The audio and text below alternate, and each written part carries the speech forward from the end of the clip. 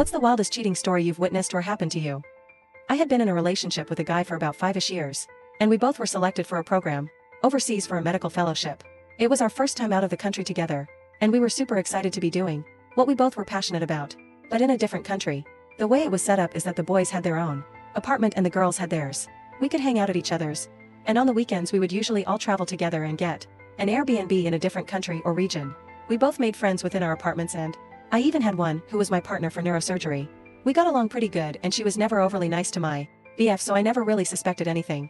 Well, one weekend we all decided to take the train to another location and spend time there. The first night we were there, I decided to stay back at the Airbnb as I was feeling like I had caught some stomach bug. He went out with the group still, which I didn't think anything of.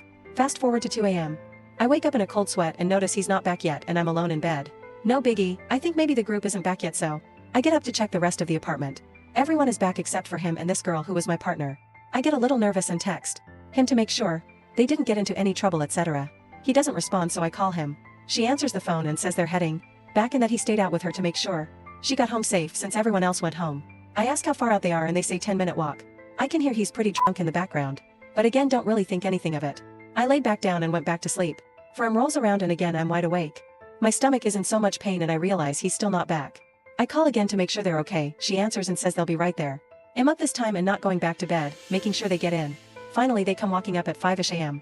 I look at him and he just won't make eye contact and says his stomach hurts really bad, and pushed past me to go to the bathroom. I figured he was just super drunk. She on the other hand seems pretty sober and walks past me to bed. The rest of the weekend was odd, but I couldn't put my finger on what seemed off.